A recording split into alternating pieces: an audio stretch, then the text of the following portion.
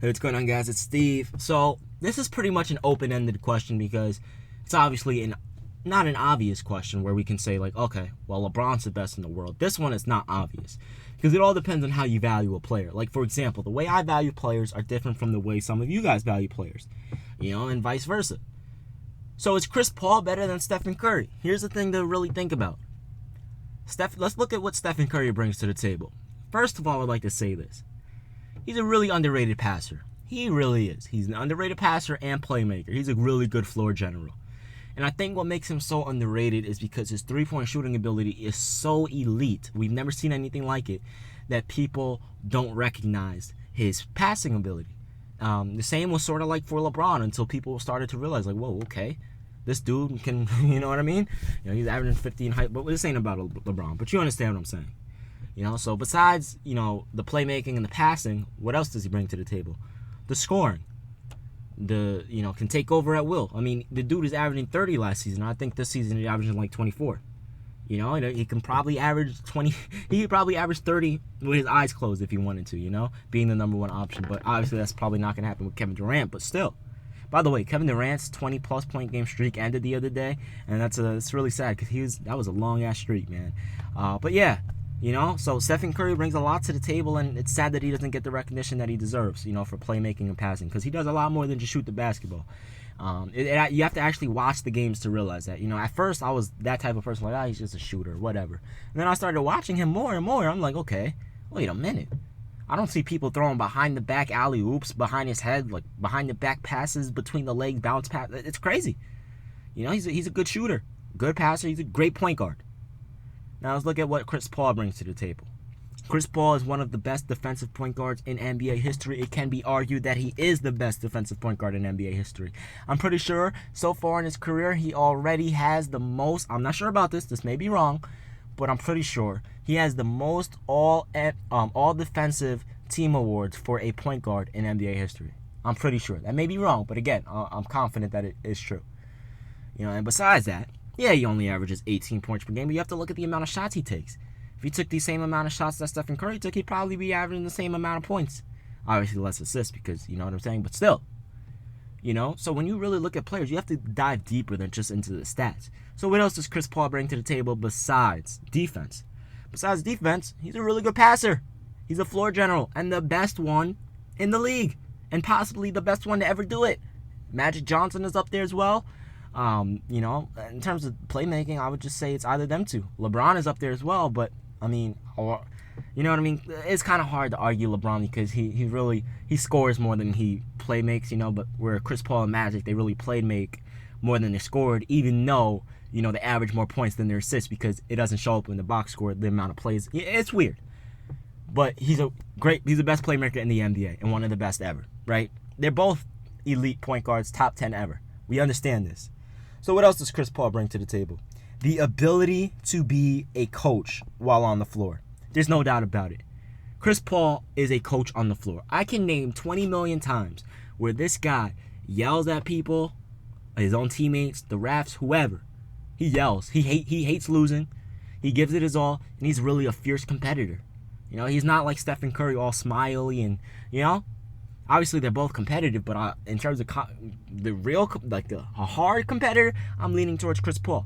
I'm not saying Stephen Curry isn't a competitor, but from what I've seen in terms of Chris Paul yelling at his teammates and yelling at refs, Chris Paul don't play no games. He doesn't play games, and at this point in his career, he doesn't have the time to be playing games.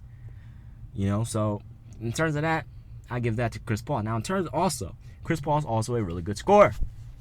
Obviously only 18 points per game, but then again, like I said earlier, you also have to look at what else is he doing on the floor. So that's why Stephen Curry is averaging less assists, but more points, and that's why Chris Paul is averaging more assists, but less points. The thing about this is they can both swap positions, swap roles, and I guarantee you they'd both be doing the same thing. Not in terms of Stephen Curry being a dominant defender like Chris Paul is, but in terms of the ability to play make like Chris Paul. I'm sure if Stephen Curry had to be the floor, like a point guard like Nash was, he could be able to do it. I guarantee you he would. And he's already in conversations with all-time great point guards like Isaiah Thomas, like Magic Johnson, like Chris Paul, like Steve Nash. You know what I mean? He's already in those talks in terms of all-time great point guards. It's crazy. You know, it's sort of like what we saw with Dwyane Wade. I remember when Dwyane Wade won his championship in 2006, and this was when Iverson was still in his prime. You know, I remember people saying, Dwyane Wade is already a top 3 shooting guard ever. And I was young then. I heard that around 08, a few years after. But, you know, I heard that around 08, and I'm just like, wait a minute. What about Allen Iverson? Did we forget about him? And then it turned out that D Wade is the 3rd best shooting guard of all time. You know, in terms of totality. You know, so Stephen Curry, he's a great player, man. He is. You know, it's sad that he doesn't get the recognition that he deserves, but it happens. Look how long it took LeBron James to get the recognition that he deserves, you know? Just now, for the past year, since people are only starting to say and agree that LeBron is the best ever after what he did to the Golden State Warriors in 2016. But I've been saying he was the best ever since around 2012, 2013. You know, and to be honest, I've been saying that since like 2009. But then again, I didn't really understand basketball like I do now, because back then I was still fresh and new to basketball and really young. But back to the point, who's a better player? Again, this is an open-ended question, so I would really like to know what you guys think about this in the comment section below. I guarantee you a ton of you are going to say Chris Paul, and then a ton of you are going to say Stephen Curry. You know, but I mean, it's so hard to choose. In terms of me, who would I want to start a team with? Who would I draft day one? It would be Chris Paul. And the reason is because if you look at their careers, Chris Paul has never been injured as much as, not never, but he hasn't been injured as much as Stephen Curry had. Stephen Curry had some really bad ankle issues, and he still does. And then on top of that, he's not a great defender, you know? So that's why I would lean towards Chris Paul. I think in Chris Paul's, he came in the league in 2005. In his 3rd year, he was being considered a 2008 NBA MVP. Back in 2008, he was considered the MVP. In his 3rd season in the NBA, that's when it was between LeBron, Kobe, Dwight, I almost said Magic, and what's his name? Darren Williams was also in that conversation, and Chris Paul. You know, I remember that. I remember that. It's crazy. 3 years in, and he was being considered the MVP, and that's because what he was doing with the New Orleans Pelicans, Hornets. He had David West and, you know, all these other players, and he was elite. Game winners, passing crazy, breaking records, defensive prowess and scoring ability. He can do everything. So why would I not go with the pure point guard where it's easy? You know, it's actually harder to win with a pure point guard in today's game. But the reason why I would go with him is because from what I've seen from Stephen Curry, you know, in deep playoff pushes, and this isn't just from last season, this is from 2 years, you know, back in 2015 and 2016, you know, when he struggles, he doesn't have much impact.